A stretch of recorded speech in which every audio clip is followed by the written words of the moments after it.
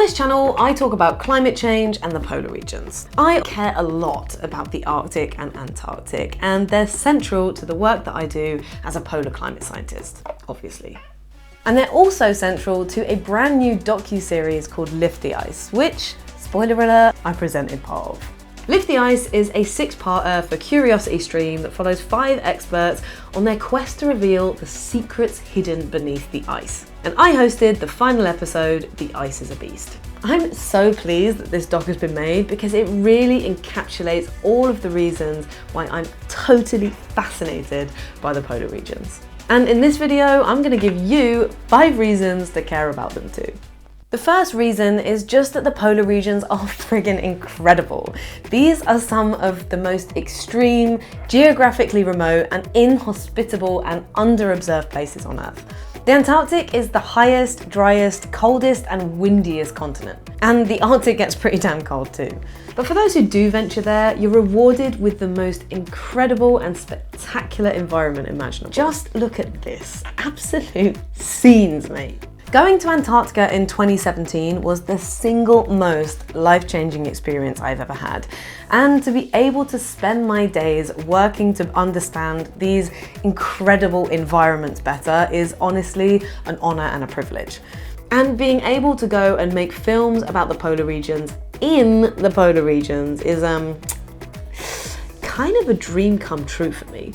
The second reason you should care about the poles is their impact on communities and ecosystems. The cold, nutrient-rich waters of the oceans closest to the poles are the ideal habitat for marine life. Polar oceans are home to some of the most productive ecosystems on Earth, supporting enormous fisheries and providing a summer home for many migratory animals. But changes in the polar regions are shifting these ecosystems with consequences for wildlife and the people that depend on them. Climate change and ocean acidification are driving changes in the makeup of food webs around the Antarctic, which means less food or less nutritious food for fish and big animals like whales, seals and seabirds. These changes are also affecting how much carbon the oceans can absorb, which impacts the rate of climate change that we feel all over the world.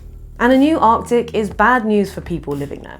Less reliable sea ice conditions and shifting ecosystems make hunting and travelling much more difficult for Inuit communities, while more erratic springtime weather patterns in northern Finland and Sweden cause nightmare problems for Sami reindeer herders, and thawing permafrost destabilises entire towns and roads across Siberia and Alaska. And you know what? Doesn't stop there. I always say that the polar regions are like the opposite of Las Vegas, because what happens in the polar regions doesn't stay in the polar regions. Decline in sea ice concentrations impacts the temperature of the whole planet by reducing the amount of solar energy that is reflected back to space. And that amplifies warming near the poles. This is precisely the reason why the Arctic is warming 4 times faster than the rest of Earth. Changes in the Arctic and Antarctic are having impacts on weather and wind patterns everywhere else.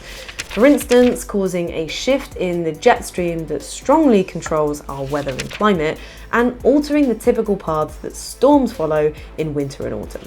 And Arctic sea ice loss may even impact the number of extreme weather events that we see in Northern Europe and North America. Changes at the poles are having a profound influence on global ocean circulation. Ocean currents like the Gulf Stream that delivers warm water to the coast of Western Europe are driven by temperature and salinity differences between high and low latitudes. But because the poles are warming faster than the rest of the planet, there's less of a difference from equator to pole, and it's having an impact on ocean circulation, causing major currents, just like the Gulf Stream, to slow down and to weaken. We're not quite talking day after tomorrow stuff, but if it continues for many centuries, it could start to impact the climate of Europe and North America.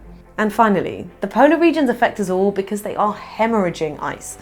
Antarctica is losing nearly 2 Olympic-sized swimming pools worth of ice every single second, and Greenland is losing twice that. All that extra ice is driving sea level rise, and at an accelerating rate. Sea level rise impacts coastal communities by increasing the height of tides and storm surges, increasing the risk of coastal flooding, and enhancing the erosive power of the waves. Towns and cities across the world, including many right here in the UK, are already feeling the effects of greater erosion. And considering that half of the world's population lives within 200 kilometers of the coast, these examples perfectly illustrate that what happens at the poles affects us all.